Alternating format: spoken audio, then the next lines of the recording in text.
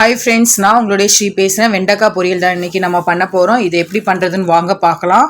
வெங்காயம் 3 கட் பண்ணியிருக்கேன், தக்காளி 1, 2 கீத்து கருவேப்பிலை, சின்ன பூண்டு 1, அரை மூடி தேங்காய் துருவி வச்சுருக்கேன். இப்போ வெண்டைக்காய் ஒரு 6 பேர் சாப்பிட்ற அளவுக்கு சின்ன சின்ன பீசஸாக கட் பண்ணி நல்லா வாஷ் பண்ணி எடுத்து வச்சாச்சு தனியாக. இந்த வெண்டைக்காய் வளவளப்பு போக ஒரு கடாயில் நல்லா சூடானதுக்கப்புறம் வெண்டைக்காயை போட்டு உப்பு எண்ணெய் 1 ஸ்பூன் போட்டு நல்லா வதக்கி எடுத்துடலாம் தனியாக. பாருங்க, நல்லா வதக்கிடலாம். இந்த வெண்டைக்காயில் பார்த்தீங்கன்னா நார்ச்சத்து ரொம்ப அதிகமாக இருக்குது. செரிமானத்துக்கு செயல்முறைக்கு ரொம்பவே உதவியாக இருக்குது. மலை இயக்கத்தை ரொம்ப எளிதாக்க முடியுது. மலச்சிக்கலே வராது ஆக்சுவலி. இப்போ ஒரு கடாய் எடுத்துக்கலாம். நல்லா சூடானதுக்கப்புறம் ஒரு 1.5 குழம்பு கரண்டி அளவுக்கு எண்ணெய் ஊற்றிட்டு 1.5 ஸ்பூன் கடுகுளுத்தம் பருப்பு போட்டுடலாம். நல்லா பொரிஞ்சதுக்கப்புறம் நம்ம கட் பண்ண வெங்காயத்தை எடுத்து போட்டுடலாம். காஞ்ச மிளகாய் 3 கிள்ளி போட்டுடலாம்.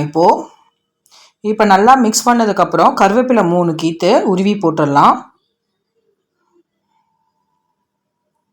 இப்போ ஒரு பெரிய தக்காளி 1 கட் பண்ணி வச்சுருக்கிறதையும் நம்ம இது பிரட்டினதுக்கப்புறம் நம்ம ஆட் பண்ணிடலாம். இப்போ நல்லா மசியட்டும். மசிஞ்சதுக்கப்புறம் நம்ம மசாலா பொடி, கரம் மசாலா ஒரு 1/2 ஸ்பூனு, கார மிளகாத்தூள் 1/2 ஸ்பூனு, மஞ்சத்தூள் 1/2 ஸ்பூனு, இஞ்சி பூண்டு பேஸ்ட்டு 1 ஸ்பூனு போட்டு நல்லா வதக்கிக்கலாம்.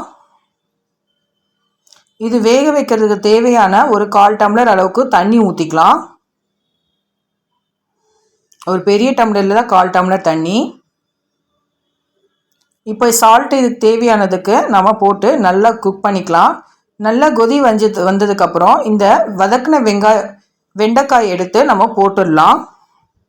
இந்த வெண்டைக்காவை சாப்பிட்டிங்கன்னா ரொம்ப நேரத்துக்கு ரொம்ப பசியே எடுக்காது. புற்றுநோய் செல்கள் வளர்ச்சி அடையாமல் இருக்க 63% ஹெல்ப்ஃபுல்லாக இருக்குது இந்த வெண்டைக்காய். மார்பக புற்றுநோய் வராமல் தடுக்குது. சர்க்கரை நோய்க்கு ரொம்பவே ஹெல்ப்ஃபுல்லானது. கண்களுக்கு ரொம்பவே நல்லது.